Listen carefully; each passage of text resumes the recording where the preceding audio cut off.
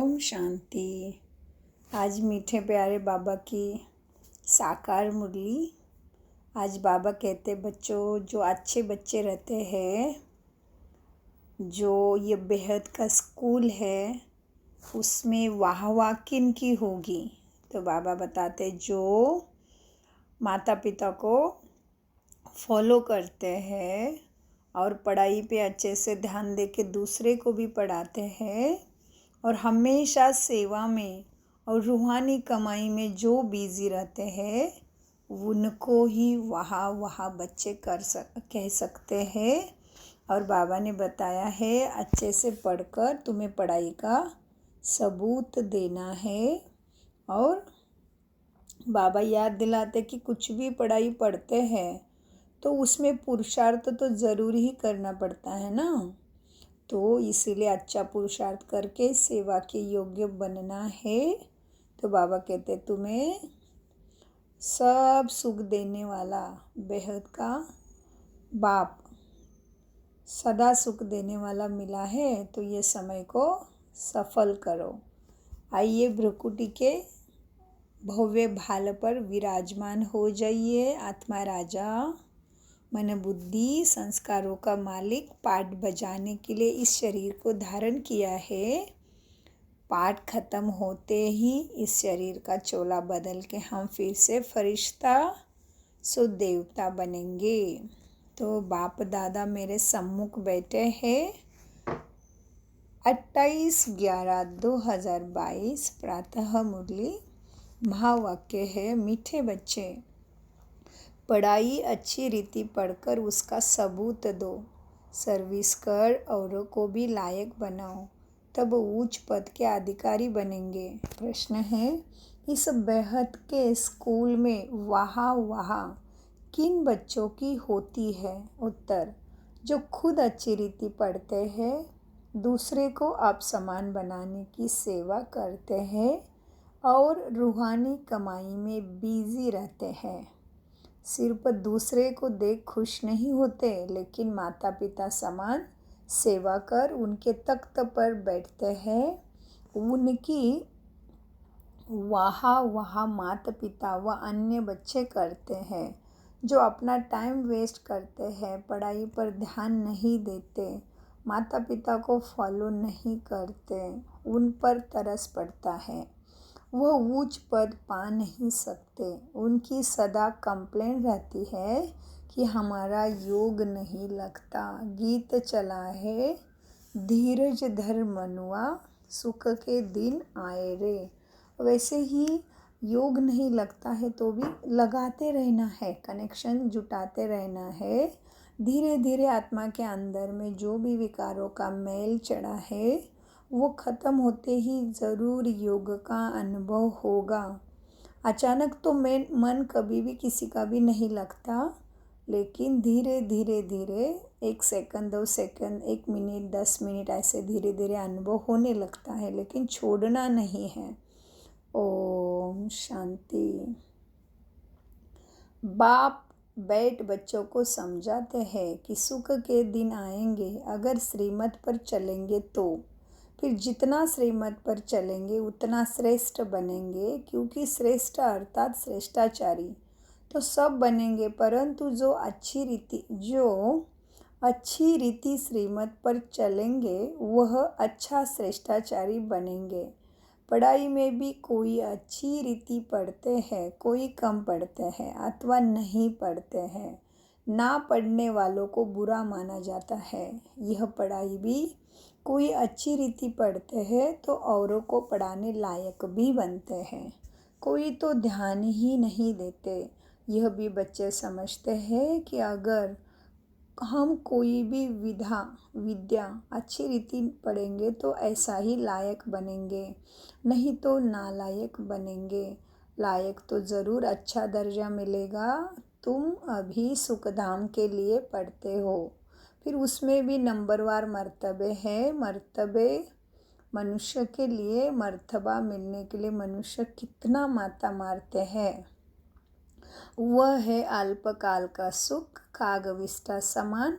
यह तो अथाह सुख है। जो बच्चे श्रीमत पर चलेंगे वही अथाह सुख पा सकेंगे और वह ब्राह्मण कुल में अपना नाम निकालेंगे। बाप का बच्चों को फरमान है, सर्विस कर औरों को भी ऊंच ते ऊंच पद दिलाओ तो तुम्हारा भी पद ऊंचा हो जाएगा। अच्छी रीति पढ़कर फिर सबको सबूत देना है। बाबा, हमने इतनों को बाबा का परिचय दिया। प्रदर्शनी में भी पहले पहले बाप का परिचय देते हो। परिचय देकर फिर लिखवा लो। समझाना बहुत सहज है। बाप दो होते हैं, लौकिक और पारलौकिक। लौकिक से हद का वर्षा मिलता है, जिसको कागविष्टा समान सुख कहा जाता है। बेहद का बाप बेहद का सुख देते हैं, स्वर्ग का मालिक बनाते हैं। तो बच्चों को सर्विस कर आप समान बनाना है।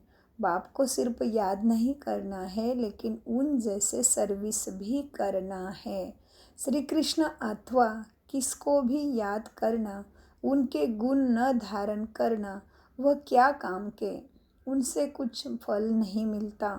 भक्ति मार्ग में भी देवताओं को याद करते करते नीचे उतरते जाते हैं। अब मम्मा बाबा भी सदगति करने की सर्विस में लगे हुए हैं। जो माँ बाप मुआबिक सर्विस करते हैं वही सच्चे माँ बाप के बच्चे हैं, नहीं तो कच्चे कहा जाता है। बाप भी खुश तब हो जब देखे कि मेरे लाडले बच्चे मेरे समान सर्विस करते हैं। लौकिक में भी जो अच्छी रीति पढ़ते हैं बाप के दिल पर चढ़ते हैं, अच्छी कमाई करते हैं। यहाँ भी तुमको रूहानी कमाई करनी है। सिर्फ दूसरे को देख खुश नहीं होना है, खुद भी पढ़कर पढ़ाकर ऊंचा पद पाना है। तब माँ बाप अन्य बच्चे उनके माँ बाप भी और अन्य बच्चे भी उनका वाह वाह करेंगे। यह बेहद का स्कूल है, हजारों यहाँ पढ़ते हैं। जो अच्छी रीति नहीं पढ़ते वह खुद भी समझते होंगे कि हमारा योग पूरा नहीं लगता। वो बच्चे बाप के दिल पर चढ़ नहीं सकते। बच्चे बने हैं तो माँ बाप पालना तो करते हैं ना। फिर भी बाप समझाते हैं, माता पिता और अन्य बच्चों को फॉलो करो। सर्विस तो बहुत करनी है। वह सोशल वर्कर करोड़ों के अंदाज में होंगे। तुमको सोशल वर्कर बनना है। अगर ज्ञान है तो, नहीं तो समझेंगे पूरा ज्ञान नहीं है। ज्ञान के बदले अज्ञान जास्ती है, जिसके कारण पद भ्रष्ट हो जाएगा।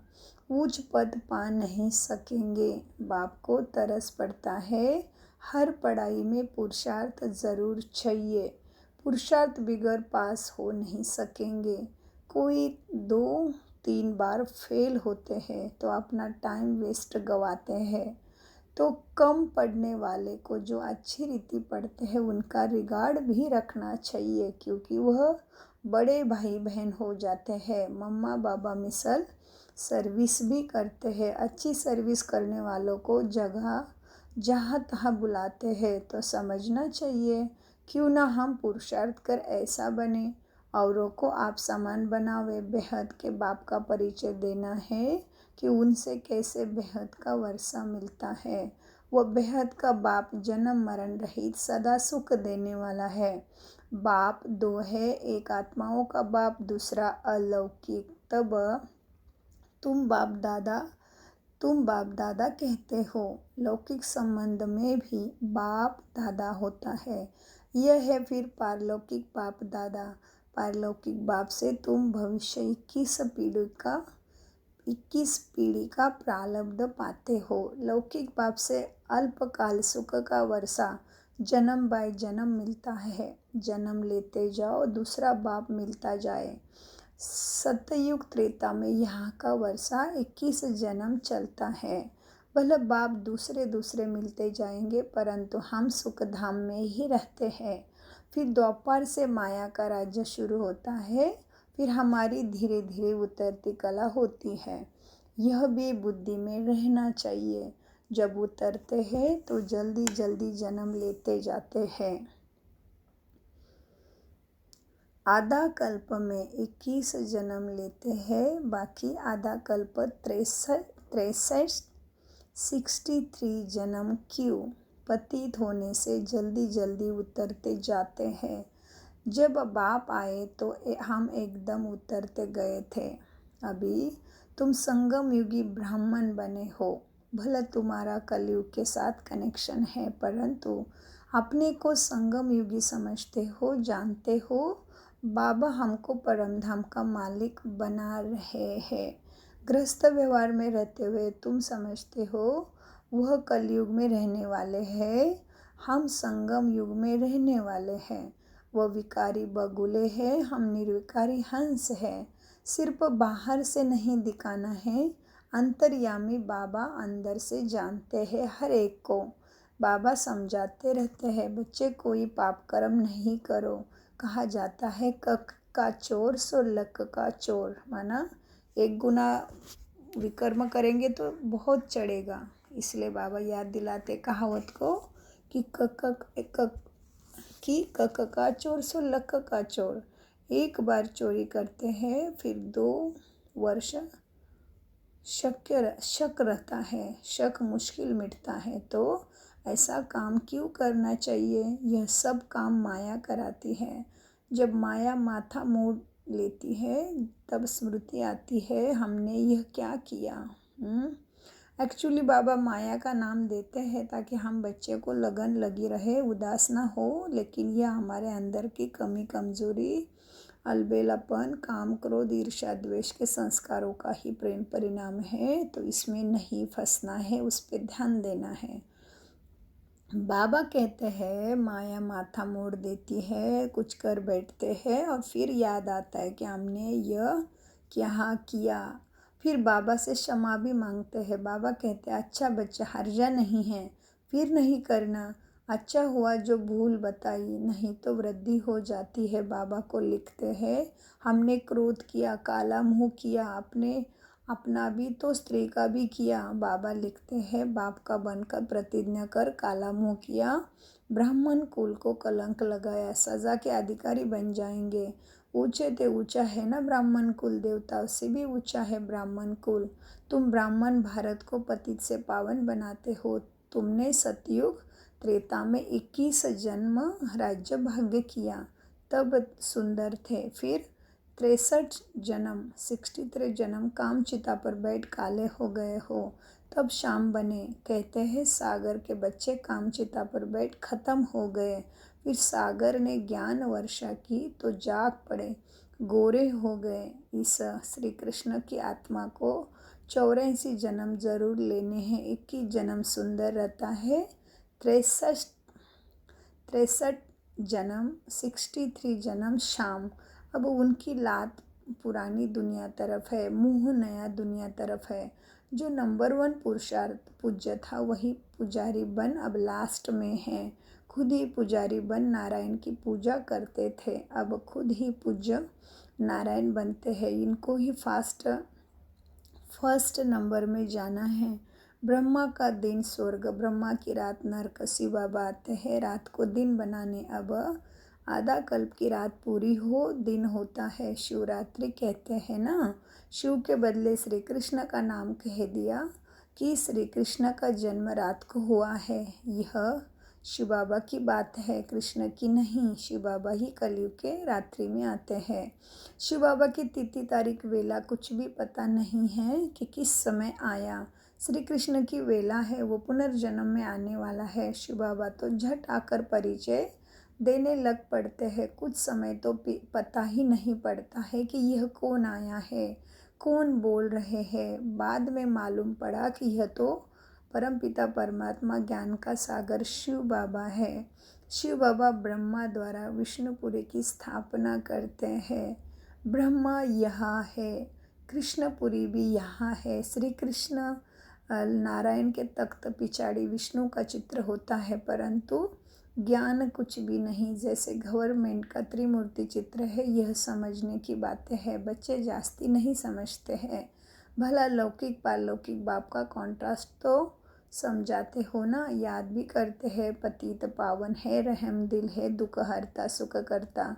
सतयुग में कोई याद नहीं करते। बाप यही ही बाप यही सब मनोकामना पूरी कर देते हैं। सतयुग में तुमको इतना अथाह धन मिलता है जो वहाँ माता मारने की दरकार ही नहीं। तुमको श्रीमत पर चलना चाहिए। जो नहीं चलते गोया निधन के हैं, उनको कहा जाता है बगुला। तो हंसों को बगुले के साथ भी रहना पड़ता है गृहस्थ व्यवहार में रहने ही। इसीलिए रिपोर्ट आती है, भाई झगड़ा करता, फलाना झगड़ा करता, दुनिया में झगड़ा ही झगड़ा है। पवित्रता पर भी झगड़ा चलता है। खान पान की परहेज रखनी होती है तो बहुतों के लिए मुसीबत हो जाती है। बाप कितना समझाते हैं, याद में रहकर भोजन खाओ। डायरेक्शन अमल में नहीं लाते हैं, प्रैक्टिस करनी चाहिए। तुम हो पति तो दुनिया को पावन बनाने वाले शक्तियाँ। याद से ही पाप भस्म हो जाते हैं। मेहनत है बहुत, इसीलिए कोठों में कोई ही बाबा का बच्चा निकलता है। पुरुषार्थ करते भी फेल हो जाते हैं।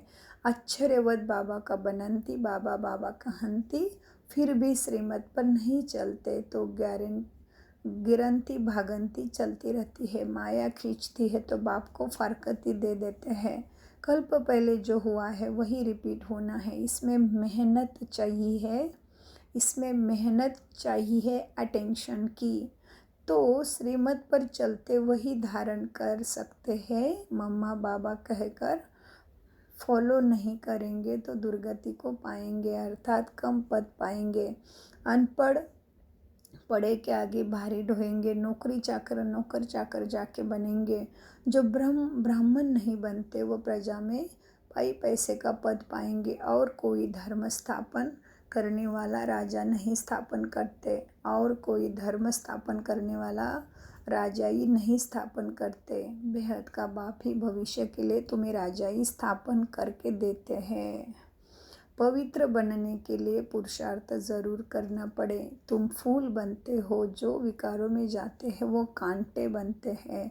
एक दो को आदि मध्यांत दुख देते हैं। यह है कांटों की दुनिया। अब तुम संगम पर फूल बन रहे हो। सतयुग है फूलों का बगीचा। संगम पर जंगल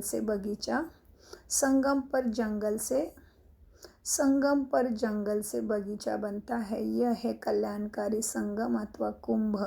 आत्मा परमात्मा का मिलन होता है। अभी तुम जानते हो हम परमपिता परमात्मा से 21 जन्मों का वर्षा ले रहे हैं। राजाई पाने में मज़ा है। बाकी यह कहना कि तकदीर में होगा तो मिलेगा, ऐसे क्या होगा? ऐसे कहने से क्या होगा? कुछ भी नहीं पाएंगे। बेहद का बाप का परिचय देना है। अब तुम अनुभवी हो, सर्विस तो करनी है। दिल से पूछना है कि हमने कितनों की सर्विस की। ज्ञान है तो सर्विस में लग जाना है। नो ज्ञान तो नो सर्विस, तो नो ऊंचा पद। तकदीर में नहीं तो पुरुषार्थ भी नहीं करते। अच्छा, मीठे मीठे सिकिल दे रूहानी सर्विस से बल बच्चों प्रति। रूहानी बाप दादा का याद प्यार और गुड मॉर्निंग। रूहानी बाप की रूहानी बच्चों को नमस्ते। हम रूहानी बच्चों की रूहानी बाप दादा को याद प्यार, गुड मॉर्निंग और नमस्ते प्यारे बाबा, नमस्ते। धारणा के लिए मुख्य सार, बाप के डायरेक्शन को अमल में लाना है। खान पान की पूरी परहेज रखनी है। याद में रहकर भोजन खाने का अभ्यास करना है। माता पिता की तरह सेवा करनी है। अपने बड़ों का रिगार्ड ज़रूर रखना है। रूहानी सोशल वर्कर बन सबको बाप का परिचय देना है। वरदान, कल्याणकारी समय की स्मृति से अपने भविष्य को जानने वाले मास्टर त्रिकालदर्शी भव। वरदान का विश्लेषण है, यदि आपसे कोई पूछे कि आपका भविष्य क्या है तो बोलो हमको पता है, बहुत अच्छा है हमारा भविष्य, क्योंकि हम जानते हैं कि कल जो होगा वो बहुत अच्छा होगा। जो हो गया वो भी अच्छा, जो होने वाला है और हो रहा है वो भी बहुत अच्छा है। जो मास्टर त्रिकालदर्शी बच्चे हैं उन्हें निश्चय रहता है कि कल्याणकारी समय है। बाप हमारा कल्याणकारी है और हम विश्व कल्याणकारी है, तो हमारा कल्याण निश्चित है। स्लोगन, समाप्ति के समय को समीप लाना है तो संपूर्ण बनने का पुरुषार्थ करो। ओम शांति। शुक्रिया मीठे प्यारे बाप दादा का और अव्यक्त बाप दादा का भी अनगिनत शुक्रिया। फरिश्तों।